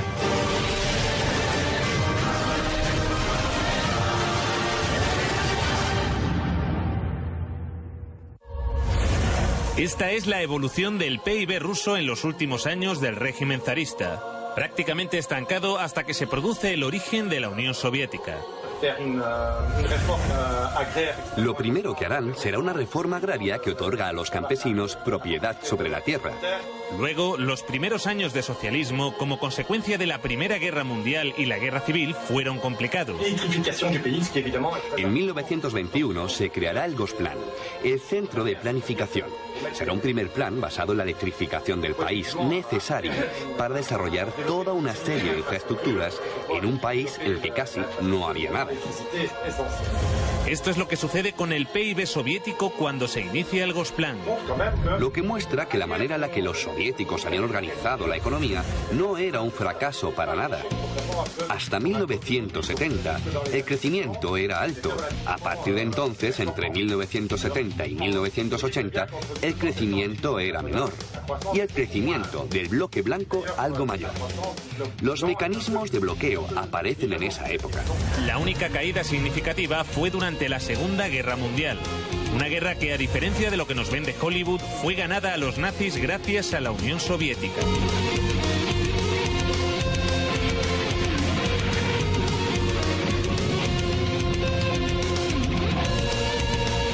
Stalingrado fue la primera gran victoria del ejército soviético. El triunfo del Volga es como un faro, el punto de inflexión de la Segunda Guerra Mundial. Europa y la URSS habían quedado devastadas tras la guerra. Elaboraron lo que más tarde se convertiría en el Programa de Recuperación Europea, que lograría levantar nuevamente a la Europa occidental. Europa necesitó que los Estados Unidos inyectaran cantidades ingentes de dinero para relanzar su economía. la Unión Soviética no. La URSS se desarrollaba más rápido que los países avanzados. No muchos países lograron cifras de desarrollo igual de rápidas. Algunos países de Asia del Este, tras la Segunda Guerra Mundial, lograron altos niveles de desarrollo, pero en la época era inigualable. En el año 1963, Rusia había pasado de un sistema monárquico con una economía agrícola atrasada a multiplicar por 52 su volumen industrial gracias a la economía planificada. La primera vez en la historia que un país alcanza tales cotas de desarrollo sin esclavizar o robar los recursos naturales de países subdesarrollados como hace Occidente. Y la calidad de su industria a menudo superaba a la occidental. En la antigua Alemania del Este, la economía comunista más eficiente, las normas estipulaban que las neveras y las lavadoras debían funcionar durante 25 años. Compré esta nevera en Alemania del Este en 1985. Tiene por lo menos 24 años. Nunca he tenido que cambiar la bombilla. Tiene casi 25 años. En 1981, una fábrica de Berlín Este empezó a producir una bombilla de larga duración. Los responsables de la fábrica presentaron la nueva bombilla en una feria internacional en busca de compradores occidentales. Cuando los fabricantes de Alemania del Este presentaron estas bombillas de larga vida en la feria de Hannover de 1981, sus colegas del oeste dijeron: os quedaréis sin trabajo. Los ingenieros de Alemania del Este dijeron: no, al contrario. Conservaremos nuestros trabajos si ahorramos recursos y no malgastamos tungsteno. Los occidentales rechazaron la bombilla. En 1989 cayó el muro de Berlín. La fábrica cerró y la bombilla de larga duración dejó de producirse. El socialismo logró también mejorar de manera notable la calidad de vida de los ciudadanos. La vida de los soviéticos mejora en muchas cosas: la educación, la salud, el trabajo, pero a cambio la gente paga un precio muy alto. Desde Moscú, los dirigentes del Partido Comunista gobiernan con mano de hierro los diferentes pueblos y naciones que forman la Unión Soviética. Junto a los errores y a veces horrores, los rusos comieron por primera vez con los comunistas. Tuvieron educación con los comunistas. Tuvieron sanidad con los comunistas. La esperanza de vida subió de 40 a 70 años en 4 décadas y la mortalidad infantil se redujo en casi un 90%. Entre 1920 y 1921 hay una hambruna terrible. La guerra destruye la agricultura y además la guerra se da en los territorios más fértiles. La economía planificada también logró resolver esto, tanto que el promedio de estatura aumentó, consecuencia de las mejoras en la alimentación tras la Segunda Guerra Mundial. Esta gráfica muestra los niveles de ingesta calórica per cápita en Europa y los Estados Unidos. Aquí abajo, España. Por encima de todos, la Unión Soviética. Crearon también el primer sistema sanitario universal y gratuito del mundo. Los servicios sanitarios actuales de la URSS son el resultado de 40 años de evolución, experiencias e investigaciones. Forman un sistema unificado que se extiende a todas las disciplinas sanitarias y cuyas ramificaciones alcanzan a todos los centros de población que constituyen las 15 repúblicas de la Unión, llegando hasta las más pequeñas y remotas aldeas y zonas agrícolas. En el año 1980, la URSS tenía más médicos y camas de hospital que los Estados Unidos de América. También crearon el primer sistema educativo universal y gratuito en el que se incluía la universidad. Todo el material escolar lo proporcionaba el Estado. En los años 70, la URSS tenía 5 veces más ingenieros titulados que los Estados Unidos. Y mientras los Estados Unidos pasaban la Gran Depresión con un 23% de paro, la Unión Soviética alcanzaba la plena ocupación. Sus oficinas de desempleo permanecieron cerradas hasta el año 88. Y las condiciones laborales no estaban nada mal. Con la Constitución Soviética de 1936 se estableció la jornada laboral de 7 horas, pudiendo verse reducida a 6 o incluso a 4 para las profesiones más duras. La jubilación era a los 60. Para los trabajos más duros podía llegar a adelantarse a los 50. Solo hacían falta 20 años cotizados para cobrar la pensión completa. Los sueldos se cobraban al 100% durante las bajas por enfermedad. Y también tenías derecho a baja si tus hijos se ponían enfermos. La baja por maternidad duraba 1 año. De hecho, fue el país que consiguió las mayores cotas de igualdad entre hombres y mujeres. Antes, en la RDA de su juventud, la mujer era igual que el hombre, y a veces incluso superior. 9 de 10 trabajaban, había guarderías para sus hijos y tenían tiempo de ocio. Para el resto del mundo, el aporte científico de la Unión Soviética, incluso en economía, aunque no sea totalmente científica, es notable incluso para Europa. El virólogo soviético Víctor Sanov presentó su plan para erradicar la viruela ante la Organización Mundial de la Salud. Por primera vez en la historia, la humanidad lograba eliminar una enfermedad gracias a una campaña de vacunación en la que la Unión Soviética tuvo un papel fundamental. Fueron los primeros que lograron poner un satélite en órbita, el Sputnik. Los medios de comunicación de todo el mundo estaban embargados de emoción porque el hombre había podido llegar al espacio. El cosmonauta soviético Yuri Gagarin fue el primer hombre en viajar al espacio. Valentina Tereskova, la primera mujer. La Mir, la primera estación espacial. Incluso el primer teléfono móvil.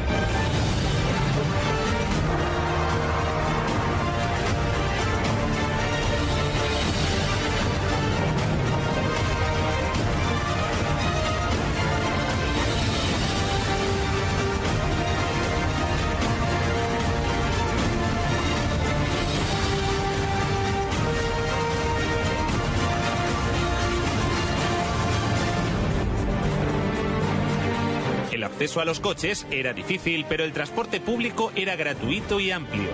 La red ferroviaria llegó a ser de las más grandes y desarrolladas del mundo. Nos enfrentamos al recorrido ferroviario más largo del mundo, el Transiberiano.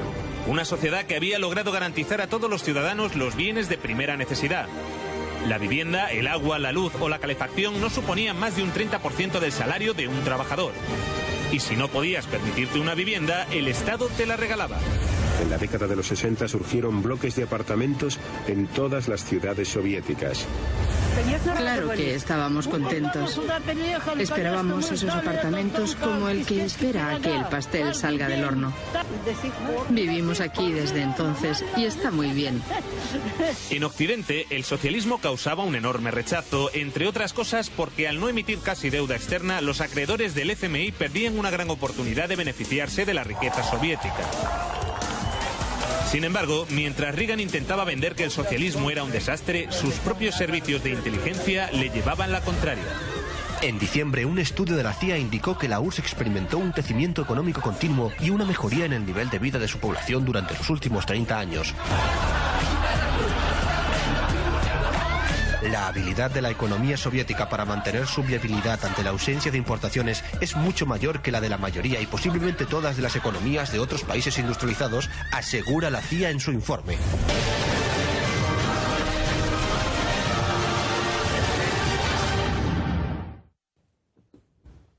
Eso es lo que nos ocultaron durante muchísimo tiempo. ¿Qué pasaba con el socialismo? Independientemente, repito, de lo de Stalin, independientemente de que Stalin sí efectivamente hizo, su estado era opresor, pues. Eso es verdad. Y que mucha gente habla del fracaso del socialismo real. No. De ese socialismo. No. Que había fracaso en algunas políticas, sobre todo las políticas de gobierno, esa es otra cosa. Las políticas de mando. Pero ¿cuál fue el tema fundamental en la Unión Soviética? El hombre. La tecnología no pasaba por encima del hombre. ¿En dónde pela la Unión Soviética? En telecomunicaciones. Pero en el resto le proporciona, porque el socialismo está dirigido, el comandante Chávez lo dijo más de una vez, el socialismo está dirigido, es al hombre. No que la máquina o la economía esté por encima del hombre, todo lo contrario, la economía tiene que estar al servicio del hombre. Eso nos lo ocultaron. Mientras en Estados Unidos se llevaba a cabo un capitalismo, de hecho les voy a decir algo, esto que estaba pasando en la Unión Soviética, y es una partecita que no coloqué, Franklin Delano Roosevelt lo copia con el New Deal para tratar de llevarle a todo el pueblo norteamericano, para tratar de superar la crisis del 29 y llevarle tranquilidad al pueblo norteamericano, uniendo a todo el pueblo en trabajo para poder recuperar la economía. Cosa que después, cuando en Bretton Woods, pasan por encima de ello y comienza lo que es el capitalismo más salvaje y especulativo. Trataron de tapar esto, se mofaban, se reían de los soviéticos. Hablaron hasta decir, ya está, de los soviéticos. En la RDA, República Democrática Alemana, a lo mejor eso será considerado como aburrido, el hecho de que haya un Estado que logre que la sociedad sea igualitaria. O como incentivaron los Estados Unidos siempre, habían ganadores y perdedores, los perdedores hay que apartarlos. No, la economía socialista, y tiene que ser en este caso la nuestra. Chávez nos decía a nosotros tenemos que, sí, efectivamente, estudiar a Marx, estudiar a Gramsci, estudiar a los grandes filósofos de izquierda, sí. Pero nuestro socialismo es nuestro. Nuestras raíces son robinsonianas, por ejemplo, con Simón Rodríguez. Bolivarianas ante todo, con Simón Bolívar. Lo que llamaba Chávez y fue duramente criticado, los socialismos, los presocialistas. Cristo, fíjense ustedes todo lo que nosotros hemos avanzado con relación, yo de hecho digo que en la República Bolivariana de Venezuela, o en Venezuela, con Chávez se logró unificar todas las ideas progresistas y de izquierda. Ahora van a ver, vean ustedes lo que pasó ahí, lo que estaba pasando en la Unión Soviética hasta el año 85-86, que llega Gorbachov. Y van a ver cómo logran infiltrar hasta los tuétanos a los grupos del mismo Partido Comunista y a los grupos internos en el Estado soviético. Y van a ver qué sucedió con la llegada del capitalismo a la Unión Soviética. Ustedes vieron lo que vieron ahorita. Ahora van a ver qué pasó desde el momento en que llegó Gorbachov. Rueda.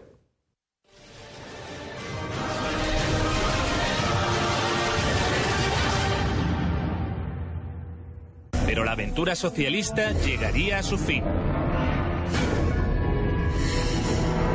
A principios de los años 70, las reformas de Kosygin empezaban a descentralizar la economía.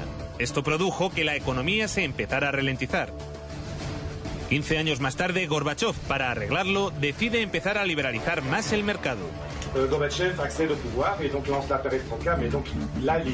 En 1985 Gorbachov llega al poder y lanza la perestroika. Como él mismo decía, su intención era un socialismo a la sueca. Pero en lugar de relanzar la economía, lo empeoró más. Estados Unidos intencionadamente hizo una guerra económica contra la Unión Soviética en los años 1980. Era algo que se comprendía corrientemente y los analistas posteriores dijeron que sí, que aquello fue una guerra económica y el elemento clave de ella fue el precio del petróleo. En 1986, después de que inesperadamente descendieran los precios del petróleo, cayeron los ingresos de la URSS. De modo que este asunto del precio del petróleo, por oscuro que parezca, tuvo una influencia directa en la desaparición de la Unión Soviética. El modo más fácil para influir y presionar a la Unión Soviética era simplemente aislándola económicamente, lo que se realizaba de diferentes formas. Había una larga lista de productos prohibidos para la venta en la URSS, aparte de otras restricciones. El Departamento de Estado financió, a través de la Universidad de Harvard, un pequeño grupo de economistas y abogados, para gestionar esa transición para los rusos.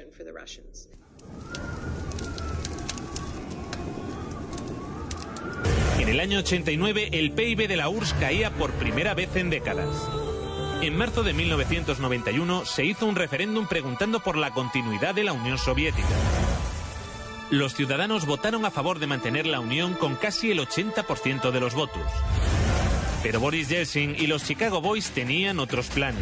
Esto sucedió a pesar de un referéndum en el que la mayoría de la población votó por la conservación de la Unión Soviética.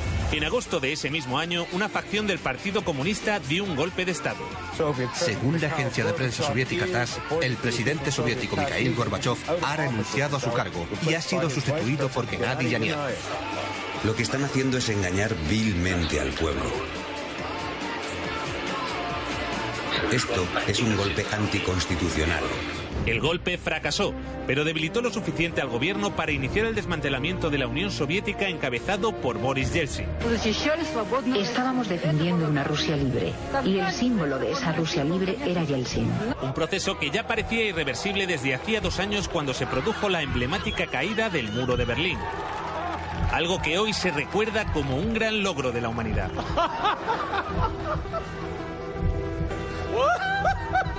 Aunque poco se habló de lo que sucedió después. El libre mercado llegó a Rusia y con él el caos. La transición incluye el más grande experimento de privatización en la historia de la humanidad.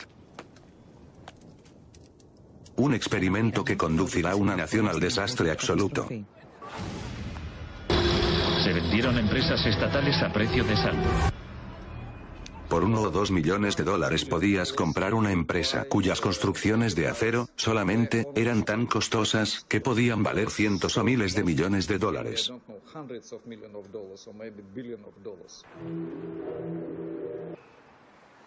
En el centro de Moscú se encuentra el Hotel Central, un hermoso edificio del siglo XIX. Se vendería por el equivalente en rublos de $1.000. Fuimos allí. En el vestíbulo había un enorme candelabro del siglo XIX. Y preguntamos a un especialista, ¿cuánto pagaría por él si le fuera ofrecido? Lo miró y dijo, $1.200. Puedo pagar ahora. Gracias a la terapia de shock de Yeltsin, en 1992 los rusos consumían un 40% menos que en 1991. Por primera vez después de la Segunda Guerra Mundial en la URSS se introdujo el sistema de cupones para algunos tipos de productos. Una ola de protestas espontáneas pasó por el país. La gente exigía que pararan el crecimiento de los precios. Para el año 1991, cuando se firmó el Tratado de Bilovica, la URSS ya estaba a punto de deshacerse. Un tercio de la población había caído en la pobreza y la gente tardaba meses en cobrar su sueldo. Con las medidas liberales llevadas a cabo por Boris Yeltsin, el PIB de Rusia experimentó una caída en picado durante los 8 años siguientes. La corrupción era generalizada y el crimen organizado se disparó. Moscú se convirtió en el nuevo salvaje oeste. Se pusieron a la venta más industrias estatales. Por ejemplo, grandes fábricas en los Urales, Siberia, Rusia Central, exempresas militares, empresas químicas, empresas siderúrgicas. Y así nació una nueva clase de empresarios multimillonarios con influencia política, los oligarcas. En 1998, el 80% de las granjas rusas estaba en quiebra y 70.000 fábricas estatales habían cerrado. En 8 años, el número de pobres había aumentado en 72 millones, mientras Moscú pasaba a ser la ciudad del mundo con más multimillonarios. La pobreza se disparó también en los países miembros y satélites de la URSS. La antigua RDA fue una de las regiones que salió mejor paradas, pero también experimentó algunos retrocesos, especialmente en los derechos de las mujeres. Mujeres de la RFA piden que se apliquen las leyes que protegen a las mujeres en la RDA. Una época cómoda que termina con la caída del muro en noviembre de 1989. Sí que hay un Día Internacional de la Mujer, pero ya no se celebra de la misma manera. A las mujeres ya no se las homenajea como antes. Un retroceso que en ocasiones llegó a tener consecuencias trágicas. Miles de mujeres de la ex RDA se hacen esterilizar por temor a perder el empleo. Las regiones que están más al sureste de Europa o las próximas al Cáucaso pasaron a convertirse en países cuasi tercermundistas. La desintegración de la Unión Soviética ocasionó el colapso de la seguridad social de la que gozaban antes las personas mayores. Numerosos ancianos viven hoy en la pobreza. La venta de riñones por dinero fue la única opción que la mayoría de ellos tenía para poder mantener a sus familias. Es difícil conseguir un empleo en las regiones de Moldavia. He escuchado que un riñón vale $95.000, o cerca de 100.000. Nos engañaron. Sé que no debí viajar a Turquía, pero necesitaba el dinero. Ahora ese dinero ha arruinado mi salud. Desde entonces, los latentes conflictos interétnicos que persistían en varias repúblicas de la URSS se intensificaron y desataron choques armados. Según diferentes datos, estos enfrentamientos se cobraron las vidas de decenas de miles de personas. Millones tuvieron que refugiarse. En Rumanía, ahora es habitual ver a niños viviendo en la indigencia en las calles de Bucarest. Y aunque los acreedores occidentales del FMI se beneficiaron enormemente de que en países como este se disparase la deuda externa, el grueso de la ciudadanía en Europa tampoco fue a mejor. En Europa hay 123 millones de pobres, pero los milmillonarios han continuado creciendo. Por alguna razón, desde la caída del muro de Berlín, en Europa no hemos parado de perder derechos y calidad de vida. Esa gran amenaza que se llamaba el comunismo y que estaba allí, obligó a los conservadores de aquí a tomar una serie de medidas. Dijeron, o les damos escuela y les damos sanidad y algo más, o aquellos del otro lado nos van a comer el turno. Cuando cayó el telón de acero, esta amenaza desapareció. Y dijeron, bueno, ya no tenemos por qué darles nada, porque no existe la amenaza. Pero como la URSS y Yugoslavia no existen ya... Mientras, los que vivieron el socialismo en primera persona a menudo lo añoran. Cuando se cambió aquello y se encontraron que tenía que pagar la calefacción, la electricidad, etcétera, etcétera. Una encuesta publicada en 2014 revela que el 60% de los rusos quieren que vuelva a la Unión Soviética. Y es verdad que se fueron, porque tenían enfrente un escaparate, pero no se cuenta la segunda parte.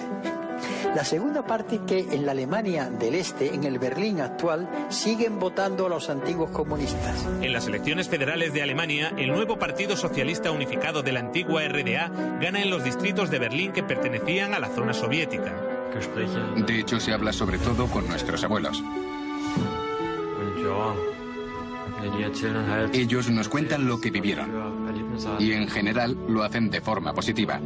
En esa época había menos gente muy rica y todos los demás eran iguales. La riqueza se distribuía de manera equitativa.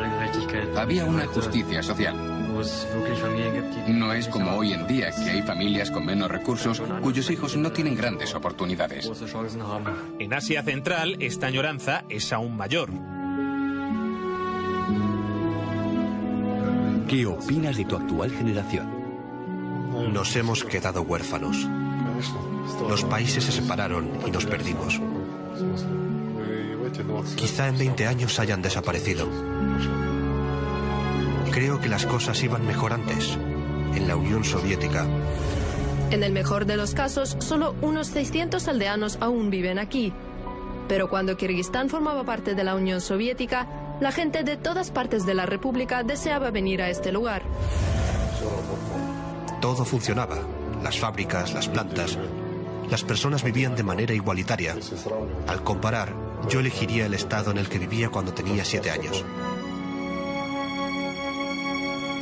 De manera que sí, todo un logro la caída del comunismo.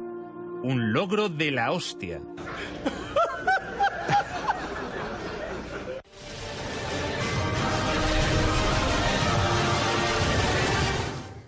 ¿Ustedes se imaginan que la venta de un hotel,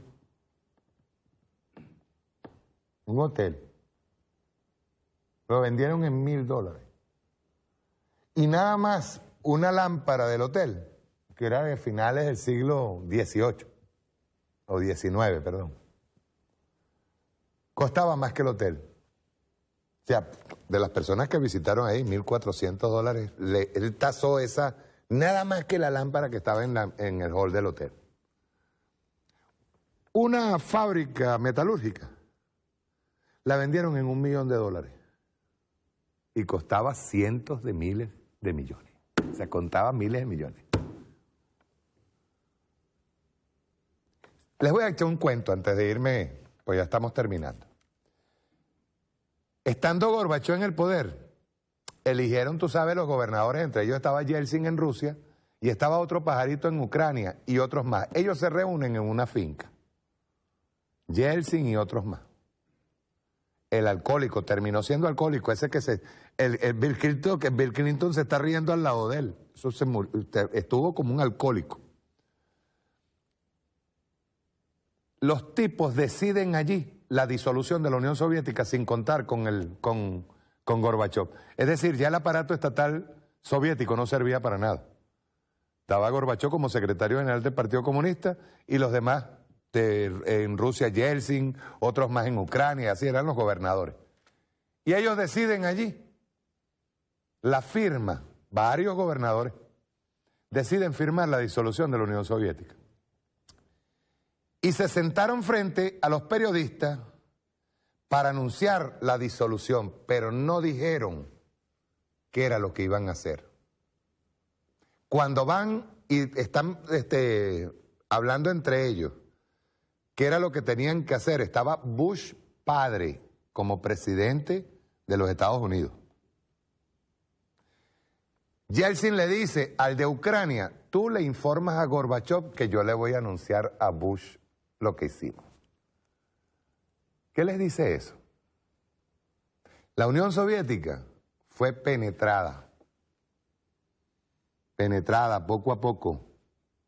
Sí, efectivamente, el aparato soviético tenía sus problemas. Tenía problemas con la industrialización, incluso hasta material, digamos que la tecnología era atrasada. Eso es verdad. Pero las necesidades básicas del ser humano, las necesidades básicas de la familia soviética, lo que fue el destino de ese Estado fue siempre hacia el individuo, hacia el ser humano. Y estos vagabunditos que terminaron entregándole la Unión Soviética, miren, en un año, eso fue atroz, en un año de implementar las medidas neoliberales, cuando ya Yeltsin llega como presidente de Rusia, la caída fue del 80%. La pobreza en un año pasó al 80%, niños en la calle pidiendo comida y todo. ¿Saben por qué? Porque se implementaron las medidas neoliberales de Ronald Reagan, de Margaret Thatcher, la dama de hierro, que la única cosa que hizo Margaret Thatcher para ganar el segundo gobierno fue la guerra de las Malvinas, para ganar las segundas elecciones y seguir aplicando las medidas neoliberales que acababan con sindicatos, bajaban los salarios y enriquecían a unos poquitos. ¿Qué les dice esto? Yo no estoy diciendo que nosotros hagamos lo mismo que la Unión Soviética, o sea, que tengamos un Estado como la Unión Soviética. Nosotros, repito, como decía el comandante Chávez, estamos destinados a crear nuestro propio socialismo, nuestra propia forma y vía socialista. Pero lo que está negado de plano es el regreso del neoliberalismo y el regreso de todos estos, que así como vendieron una empresa básica, por ejemplo, una acerería o una metalurgia, empresa de metalurgia, la vendieron en $1 millón. Imagínense lo que estaban haciendo ellos cuando Chávez estaba llegando al poder. Estaban quebrando a PDVSA para venderla por 3 centavos. Ya habían vendido CanTV. Estaban entregando el país igual como hizo Menem en Argentina. Y es lo que quieren hacer ahorita. Ustedes ven al presidente Nicolás Maduro trabajando. Nosotros estamos trabajando contra escuchen bien, no solamente contra el hecho de que exista un sector opositor, o sea, un sector de nuestra población opositora y un liderazgo opositor que quieren implementar medidas neoliberales otra vez, después de 17 años de revolución. No solo de 16 ya para 17 años de revolución, sino que ellos quieren entregarnos a Estados Unidos, entregar nuestra economía a Estados Unidos. Estados Unidos tiene, repito, una de las economías que no ha podido recuperar y viene de una crisis del año 2008 que no la ha podido superar ni la va a superar. está en decadencia y necesita urgentemente de nuestros recursos, de nuestro petróleo, de nuestra agua, de nuestros recursos minerales. 26 o 25 minerales más importantes los tenemos nosotros. De 27 creo que tenemos 25, si no me equivoco. Vean ustedes todo lo que quieren hacer. Por eso les traje este ejemplo. Lo que era la Unión Soviética realmente, que lo taparon, no quisieron nunca que lo supiéramos, igual como han mantenido en silencio todo el esfuerzo que ha hecho la Revolución Bolivariana, no solo en el tiempo de Chávez, sino en el tiempo donde está el presidente Nicolás Maduro. Ha sido peor, atacado, duramente atacado, y han tratado de ocultar todos los logros. ¿Para qué? ¿Será que nosotros vamos a terminar así, contando la historia del antes y después? No lo creo. Estamos en un mundo ahora mismo en donde las noticias, en donde los eventos se conocen de inmediato y sobre todo, lo dije al principio, tenemos el conocimiento. Sabemos cómo lo hacen, solo falta que tengamos que responder como debe ser. Chao, nos vemos el sábado.